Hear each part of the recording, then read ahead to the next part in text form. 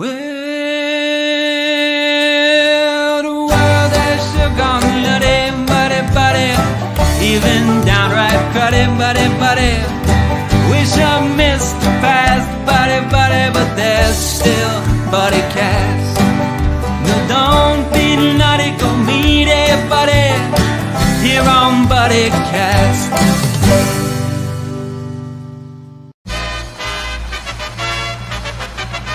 Ladies and gentlemen, please welcome the founder and host of Buddycast, Nick Sorensen.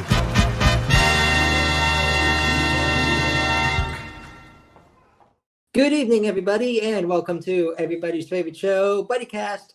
I'm your host, Nick Sorensen. Thank you for joining us on this Monday evening. It's Monday Fun Day. Monday's usually playing people the blues after a long weekend, but that's why Buddycast exists, to give people that real fun adventure for the day. And we've got a fun episode for you today.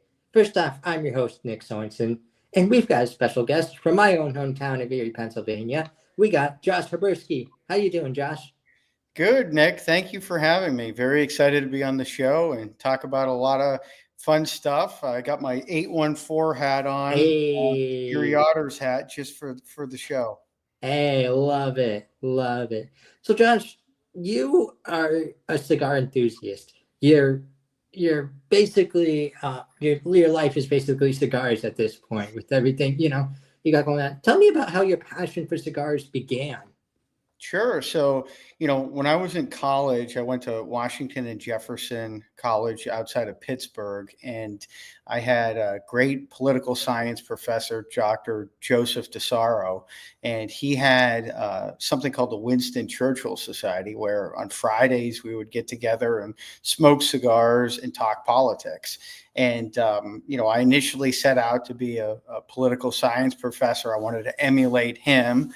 And so I continued my passion for cigars as I moved to grad school in Washington, D.C. And I've been in D.C. for 13 years now and enjoying cigars every step of the way, and got a special job about 6 years ago with the Premium Cigar Association. Nice. Tell us, what is the Premium Cigar Association? So we're a trade association that represents retailers and manufacturers of premium cigars. So when you think about cigar lounges, shops, cigar bars, these are high-end artisanal products. Most times people that consider themselves aficionados actually have less than two a month. It's usually celebratory times, special occasions, birthdays. A lot of sports, go out and tailgate for a football game, and you have a cigar in the parking lot. But it's a great membership. These products are made in like Nicaragua, Dominican Republic, and Honduras. And we have a robust network of brick and mortar retail stores, about 3,500 in the United States, that sell these products. And I'll tell you, for me, the love and passion for cigars really was taken to another level. Some of my closest friends I've met at cigar lounges. It's one of those very few places that you can sit down. It doesn't matter who you are, what walk of life you come from, your socioeconomic background, race, religion. You can have political discussions and people aren't throwing fists at one another.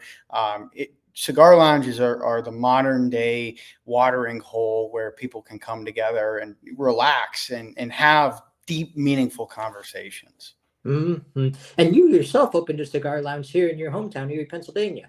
That's correct. So before I took the role of executive director and chief executive officer of the Premium Cigar Association, I actually purchased the cigar lounge in Quantico, Virginia, about 45 minutes south of DC.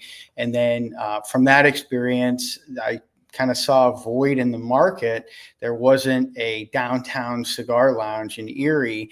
And, with the EDDC and the development that I saw, having visited during holidays, going for Christmas and New Year's, visiting my parents, I was like, I need a place when it's snowing to enjoy a cigar and work with EDDC. It took 3 years to complete the project. And the funny thing is, I think it was 4 months of being open, and then I was required to sell the cigar lounge in order to take the job and the role that I have now, which is great. I get to represent places like the Brig and represent them in before Congress, the White House, and be their leader of the trade association.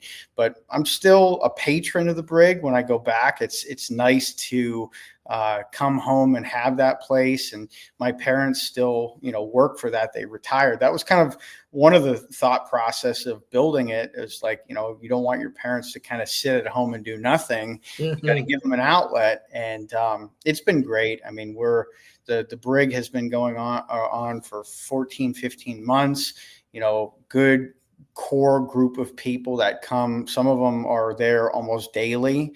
It's a staple business now of downtown Erie. It's something unique.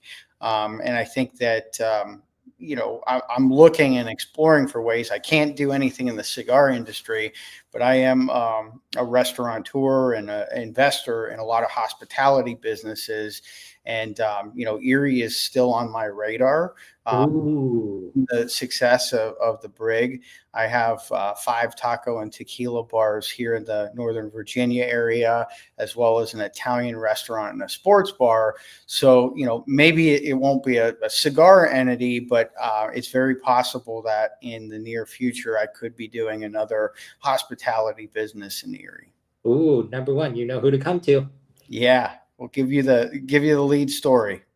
Sounds good. But tell us more about like the cigar lounge, like for people who've never been there, like virtually walk us through it. Yeah, so every cigar experience is a little bit different. You have some that are shops that you're more grab and go. You go in there, and it's for folks that are in a hurry that want to get some cigars and enjoy them on their back patio or at a barbecue. But the lounge experience, a lot of it will have a walk-in humidor. You'll get a variety of different cigars that you can choose from. And then, comfortable chairs. Some people play poker or chess or listen to Cuban or Latin American music, or Frank Sinatra, as in the case of the Brig. And, some are BYOB, others have a bar. The Brig is BYOB, and it has a back bar area where we really, when we built it, it was for like fantasy football drafts, special events, parties where people can have a little bit of privacy. But it's an open seating lounge. Anybody can come from the general public as long as you're 21 and over, and get to enjoy a cigar. And it's very relaxing atmosphere. If you go to most cigar lounges and never have had one before, ask for recommendations. The staff, we're working on the other side of it with the association. I'm trying to educate retailers, retail employees about the basics, and we're setting up partnerships for curriculum, online training portals, things like that. But most tobacconists that have been doing it for a while, they'll kind of walk you through. You might not want to have a real bold, strong cigar right when you start. You might want something more mild, and having a mild cigar, they'll even give you some pairings. If you have a wine or beer or bourbon, or even like wine, cheese, and chocolate, like those different things, they'll kind of tell you and walk you through. You might want to gravitate towards this type of cigar or this type of cigar. But overall, very welcoming atmosphere, lounges, cigar bars, or retail shops. That brings up a good next question, which is, how do you find the right cigar? Like, how do you, like, take me, for example, beginner. I've had one cigar in my life. It made me, I'm not gonna lie, it made me a little sick. Like, it gave, it maybe was too strong because it made me feel a little nauseous afterwards, which probably told me it was a little strong. How would you, like, pair me with the right cigar if I really just want to hang out with my friends and enjoy this? Yeah, so I would recommend a Robusto size cigar. That's going to be smaller in size format, so it's not a Toro or a Churchill. That Churchill, that might take you 2.5 hours to smoke. A Robusto is about 45 minutes. If you're a real fast smoker, it could be 30, or a little bit more if you're kind of nursing it. But that size cigar is important so that you're not kind of struggling through it for a long period of time. I tend to recommend people, with a Connecticut wrapper. It's lighter, so kind of a yellow tint to it, tan tint to it. But sometimes the wrapper has the most flavor of the cigar, but it doesn't always determine strength. There's three components to a cigar: wrapper, filler, binder. And if the filler or binder are too potent, that's where your tobacconist comes in, because you can look at the wrapper and say, all right, but it's a little bit deceiving. I would avoid. My personal favorite wrapper is a Mexican San Andreas wrapper, but that's pretty spicy. That's earthy. That's going to, pack a punch. But your tobacconist will make recommendations based on flavor and strength and length of time of smoking to kind of push you in the right direction. But a lot of these, it can be intimidating walking into a humidor. I think at the Brig, there's 30,000 different cigars, different size formats, and some of them have a backstory. When I tell people that are, occasional smokers, that 2 a month, when you go to a shop, buy 3 cigars, buy a house blend, because they have a lot of really good bargain price cigars based off of the shop. Try something that you like or have had before that that you'll like again, and then try something new. There's a lot of things coming onto market now that are hybrids. There's tobacco from Honduras, Dominican Republic, Nicaragua, and they're blending them all together. And there's some innovation in that with those new blends. I recently had a cigar called the Pork Tenderloin by a company called Tatuaje. Very powerful cigar. But that's an example of something that's very new, limited edition, came to market. Your cigar, your basic components of it, you have the cap, the body, and the foot of the cigar.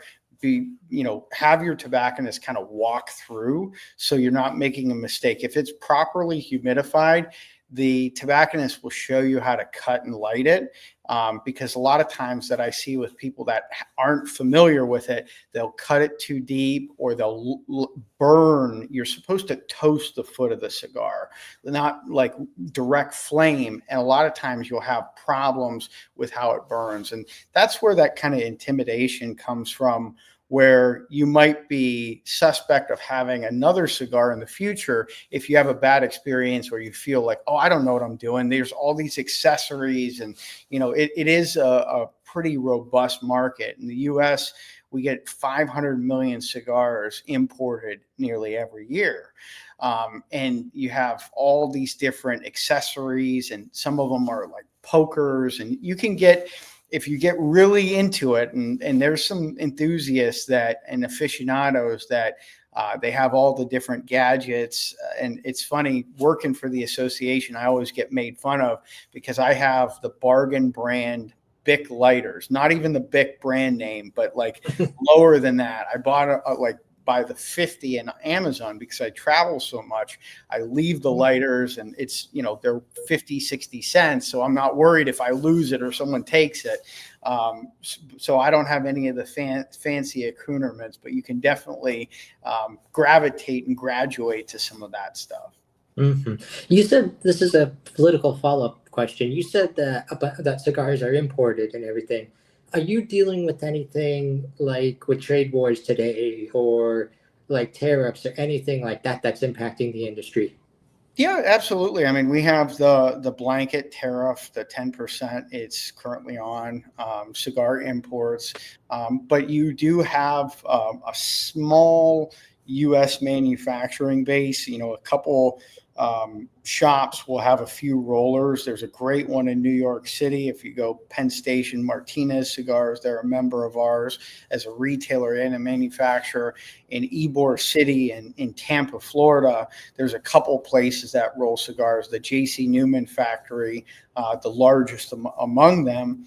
But these are primarily imported products. And, I think it's difficult because with the number of consumers in the United States of premium cigars, which is just over 3 million people, you would not be able to produce the 500 million cigars domestically in the United States. So that's something that we've been letting the administration and letting elected officials know that it's impossible for domestic production, much like other agricultural products like bananas and certain things like that.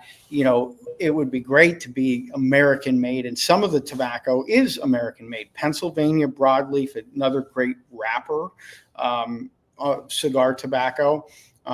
Connecticut also, Connecticut shade. So there's a few areas of the country, really.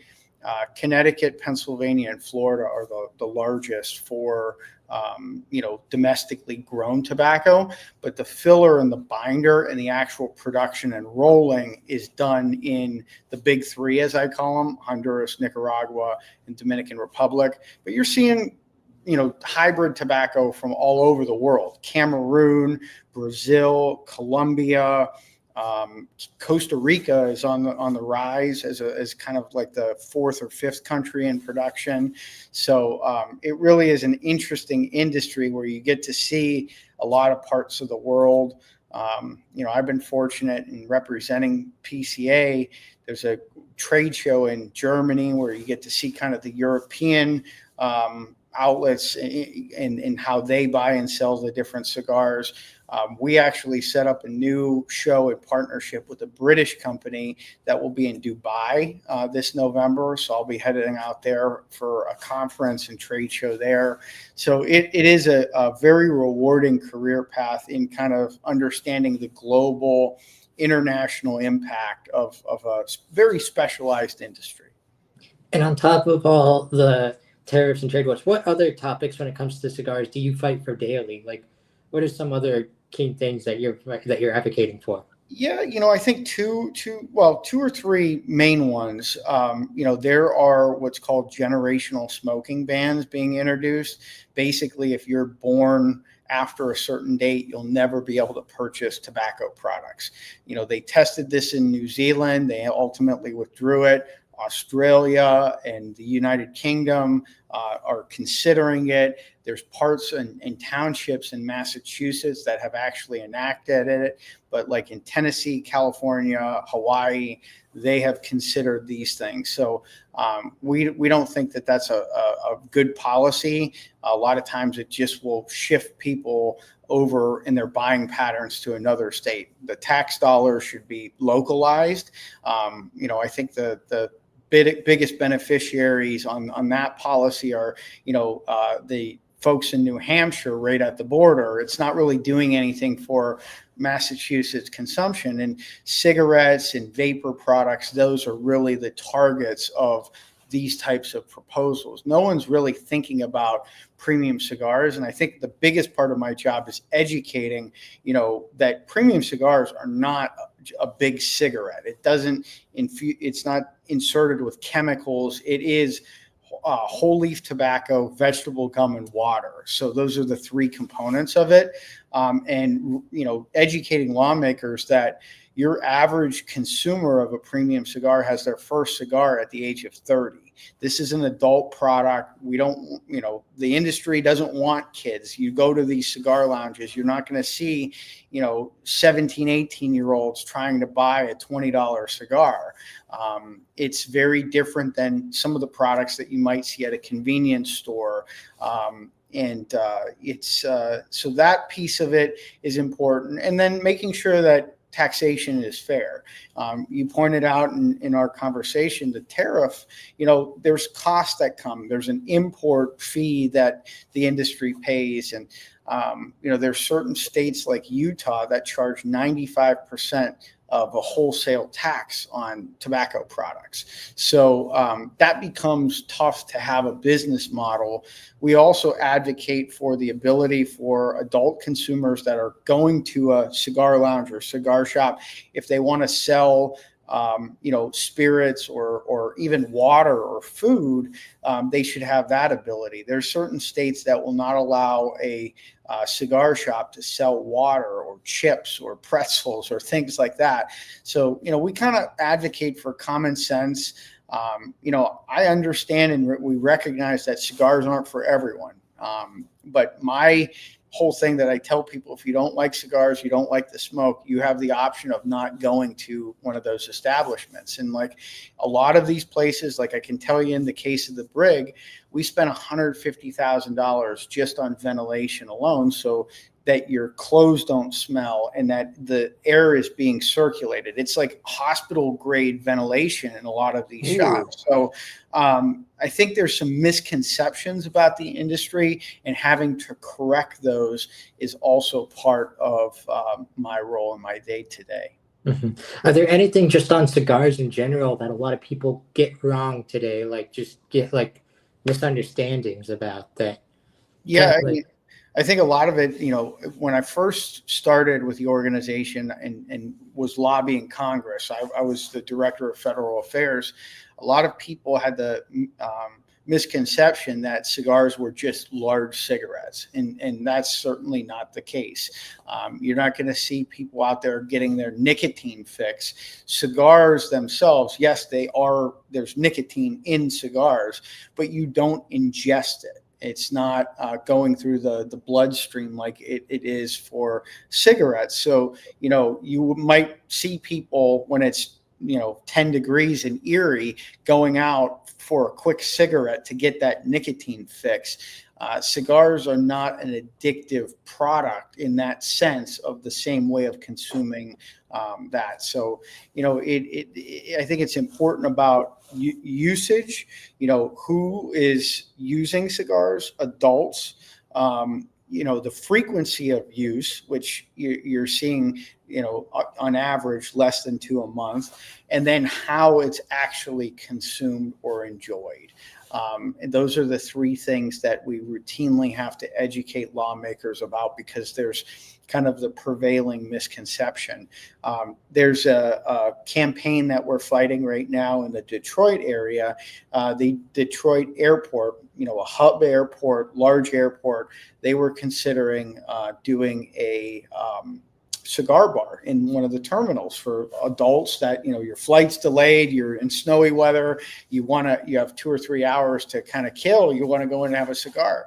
And their anti-tobacco groups are out there, or, public health groups, they're saying that, this is targeting kids, and they have billboards out. And it's like, we are arguing against that, because you're not going to be able to go into that place of business unless you're 21 and over. So that's the prevailing law, federal law, that you cannot purchase tobacco products unless you're 21 or over, and you have to be carded if you look under the age of 30. So, I think it's important to enforce those rules, but don't put extra burdens on the retailers. I mean, our retail community, it's very diverse in who's starting small businesses. We get a lot of veterans, a lot of folks that are retired. And I think everybody thinks that and another misconception, everyone thinks of your cigar smoker as someone who looks like Winston Churchill, very wealthy, kind of big, and older. And yes, you have the older factor in, the 30 and over, but you have a lot of female cigar smokers. That's the largest growing demographic among premium cigar enthusiasts. And when I say it's kind of the great melting pot of people, that's my point there, is like, we want to welcome those communities that want to try it. And again, try it every once in a while. If you come to the shop once a month, it's great to see you. They want your business. But, lockers, there's other parts of the retail business beyond the cigars themselves that will help keep it afloat. I mean, I'll use the example of the Brig because we're both familiar with it. We had 98 locker holders that, they're able to put a bottle of bourbon in their cigars and store it in a humidified setting. That provides and keeps the lights on. That pays for the entire rent and most of the employees for an entire year. So you got to get creative with these business models. It is not, being in the hospitality business, it's not the easiest business. It's probably not the one that's going to make most people wealthy. You do it out of passion and out of joy for the industry. And having been on the other side, going to the cigar producing countries, I see the value and importance that it does for the communities there. You had very impoverished communities that now have an infrastructure. In the cigar factories, they have healthcare facilities, they have daycare facilities. A lot of the roads and infrastructure has been built around the industry in cities like Esteli, Nicaragua, Donley, Honduras, and Santiago, Dominican Republic. Those three cities would not be as robust as they are today without the cigar industry. Perfect. You mentioned you've done a lot of traveling, and you have some traveling coming up. Where are some of the most interesting places you've ever traveled for your work? Yeah, so I've done a good bit of travel. We do a big trade show every year. This past year it was in New Orleans. We'll be back in New Orleans, next year as well. And our trade show is always great. We rotate between Las Vegas and New Orleans, and you have every titan in the industry there. It's the Super Bowl of the cigar industry, 6,000 people. It's not open to the general public. It is for retailers and manufacturers. And I feel very fortunate to be able to preside over that and go as an attendee. So those are always great trips. I had the opportunity right after the trade show to go to Brussels and see some of the European cigar shops. I went to one near Waterloo where, the famous battle, and that was really special. And I'm getting ready in July, actually, over my birthday. I'll be heading to Scotland, and there's an event at a castle that I'm doing. It's bringing cigar makers together with Scotch distillers, and it's a day-long event that's hosted at this beautiful castle. I've had the opportunity to enjoy cigars at places like Camp David, in the United States Capitol, some of the political side of things. But any new spot that I get to go to, this Friday, I'll be out in Beverly Hills near Los Angeles, and going to a new cigar lounge. And I'm very excited about that. To me, it's, I couldn't have asked for a better job that's more fulfilling to me. It combines kind of my expertise, my education and background in the political side, but then also my love of cigars. And, I remember when I first started out kind of being a little bit intimidated. I mean, I was reading Cigar Aficionado when I was in college, and, seeing the big names, the Rocky Patels, the George Padrones, the Carlito Fuentes. And these are folks that I really admire and respect.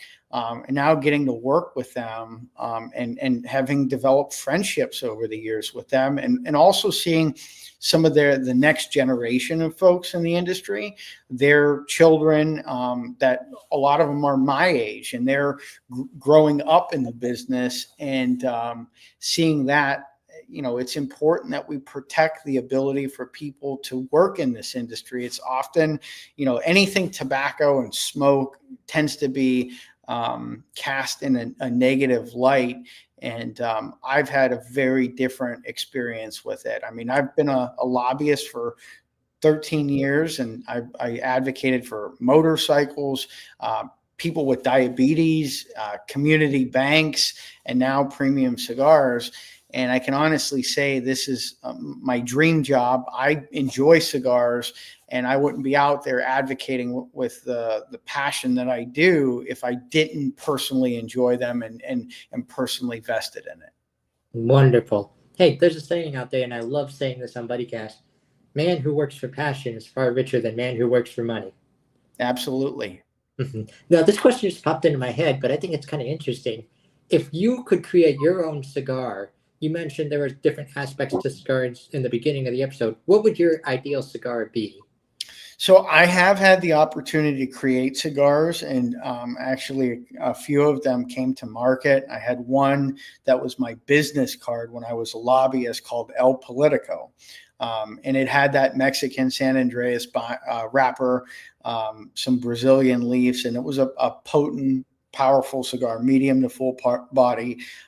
When I was in Honduras 2 weeks ago, we actually went to the CLE factory as well as Rocky Patel's factory, and we got to blend cigars. They gave us, a choice of 40 or 50 different tobaccos, and we got to, it's like a chef with a recipe. You have all these ingredients, and then you get to, try things. Oh, it's a little too salty. It's a little too sweet. And, doing almost component tastings, which I also did in the Dominican Republic. But I've released 5 cigars, and, each of them with a different story, different purpose. I'm a history nerd. I was a reenactor when I was in high school and into college, and a lot of them have a historical story to it. And I'll give you an example. We had a house blend at the Brig called the Carronade, and it has Oliver Hazard Perry's picture on it, the War of 1812, the Battle of Lake Erie. And, that cigar, it's a little sulfuric, and it was meant to have a little bit of a gunpowder taste. And it was the length and purpose of it was to be able to smoke about the length of the battle, which I think was 45 to 48 minutes. But if you go and you look up, it's made by Liberty Cigar Company. It has the full story, and it kind of teaches a history lesson. And then I did one called The Lobbyist after my profession. When I was reached my 10-year anniversary of being a lobbyist, and that cigar we released with a apple brandy. Luminary Distilling in Erie released the apple brandy, and it had a picture of Ulysses S. Grant on it. And it was because Ulysses S. Grant used to sit in the lobby of the Willard Hotel in Washington, D.C., and people would come in and ask for political favors. He would drink brandy, smoke cigars, and that was where the term lobbying was really popularized. So everything has a little bit of a story to it, a historical story in any project that I worked on. Now, the releases that I'm doing are through the Premium Cigar Association. They benefit from that, and it goes to our legal defense, our advocacy defense fund. So I still get to do a little bit of that, and I immensely enjoy it. Perfect. When it comes to the Premium Cigar Association, what are your hopes and dreams? What are your ultimate goals? Yeah, I think professionalizing the industry, we're about a few days or weeks away from announcing a major education partnership that I'm really excited about. We want to create additional vehicles where our industry can connect best practices and really self-regulate and self-police. I mean, we come in there and we release guidance, and I mentioned we're very proud of the tradition and the heritage and the legacy of premium cigars, and the bands and the boxes that are works of art in many senses and tell the story of families that have been in the business for generations, and we want to protect that. So we released guidance, I want to say 3 years ago, that said make sure you honor trademarks and trade dress. Don't do a knockoff of a popular company, or some people were kind of getting a little bit cute and doing like Disney things, and we're like, no, that's not going to fly. Like, we don't want to have issues with the Food and Drug Administration or lawmakers. Our industry, it needs to be accountable for itself. So I want to have a lasting impact on a robust industry that allows adults to make the choice whether or not to enjoy a cigar or not, but do so in a responsible way. So, I have a lot of plans. Last week was my first year anniversary of being the executive director, CEO, and I plan on being with the organization for many years. My dream is to preside over the centennial of both the trade show as well as the overall association. So, there's only been 2 times in the organization's 93-year history where we didn't have a trade show. One was during World War II, and the other was during the pandemic. So, we have a rich tradition as an association, and I want to continue that, expand it, get feedback, innovate, but do so always cognizant of the history and legacy. So, presiding over that, I would love to do a great cigar party in Washington, D.C., at the Washington Monument. In the Dominican Republic, and we mentioned like really cool travel places and destinations where I've enjoyed cigars. They have a monument in the Dominican Republic in Santiago, and they do a huge party festival every year. And I've been fortunate to go the last 4 years. And every time I go, I'm like, I want to replicate that in the United States. The United States is critically important to the success of the premium cigar industry. And that's why I feel I have such a great responsibility in ensuring the success of this industry. If something goes wrong in the United States, it will have an even more crippling effect in those 3 countries and other countries that I mentioned than it would even here. It's a passion, it's a hobby for a lot of our folks, but there's also 40,000, maybe 50,000 people in the United States that depend on the livelihood of the premium cigar industry. But in the Caribbean basin and in Latin America, there's 300,000 people that depend on it. So there's a great responsibility, a great burden with this type of role. But my team, our staff, our board of directors have been incredible. And I look forward to all of the challenges and the opportunities that lie ahead. Mm-hmm. Another fun question that just popped in my head. Have you ever shared cigars with any notable people, like celebrities or anything of the sort? Yeah, absolutely. I mean, at our trade show, we'll frequently get different celebrities. This past year, I was on stage wrapping up a session, smoking a cigar with Guy Fieri. Guy Fieri has his own cigar with Eric Espinoza called Knuckle Sandwich. Very, very good cigar rolled in Nicaragua. And but yeah, there's a lot of different professional athletes that Ed Reed, who was a Hall of Fame football player for the Baltimore Ravens. I had the opportunity to enjoy a cigar with him. A lot of different folks in the political world as well. We have a congressional cigar caucus in the U.S. Congress, and I think we're up to 62 members, and quarterly we will have a cigar event, a substantive panel followed by cigars on the balcony of the Speaker of the House that overlooks the whole National Mall. And that's really an incredible experience. And we get 8 to 10 members of Congress, a lot of staff folks that come by and kind of check it out. And it's neat seeing people, all right, there's a lot of people enjoying these cigars. What is this about? And, kind of having the opportunity to walk someone through their first cigar experience. And that's one thing that you never forget. I talked about my experience having enjoyed a cigar with my professor, my mentor in college. Those moments, we want to kind of make them even more special. And that's why we're doing a lot of events. I have events in Indianapolis, Boston, Germany, Strasbourg, France, Dubai, just a slew of events between now and the end of the year, promoting the industry worldwide. And that's, my overarching mission is to make the Premium Cigar Association the global leader in cigars. Love it. Now, buddy, I've got 2 more questions for you for this episode. First off, you're not a guest on the show. You're a buddy. You're an official buddy of Buddycast. So, which brings me to my next question, which is, in your own words, what does it mean to be someone's buddy? I think the camaraderie, friendship, looking out for somebody, making sure that, if they're going through a tough time, you're there to support them, and you're not looking for any reciprocity. You're doing it out of the kindness and the genuineness of your heart. Once you expect something in return and a trade-off, that's more of a business relationship. It's not really, self-fulfilling. So I think that, to me, that's what it means. Love it.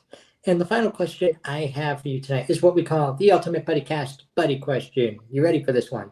Yes, sir.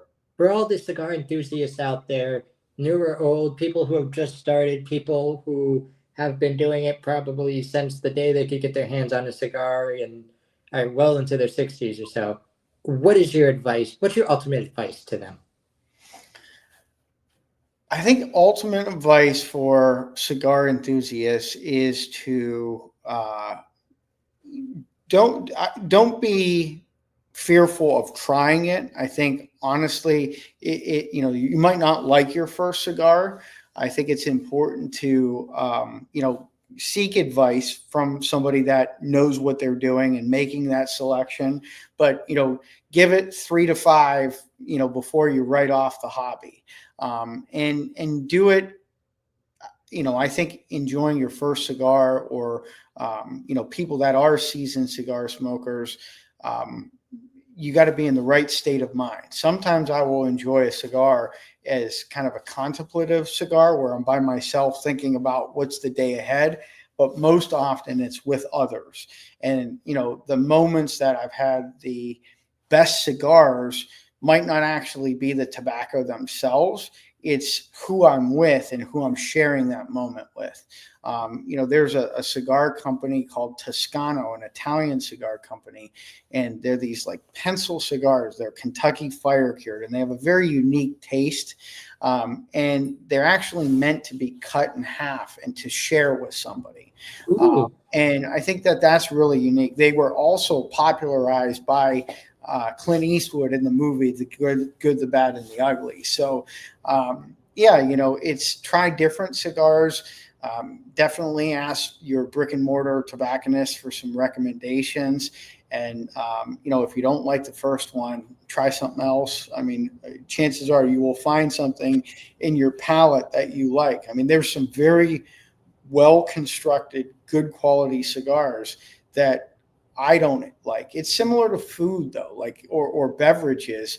You might not like something, but somebody loves it. I take salmon, for instance. When I was younger, I didn't like fish. Now I love salmon. Your tastes evolve.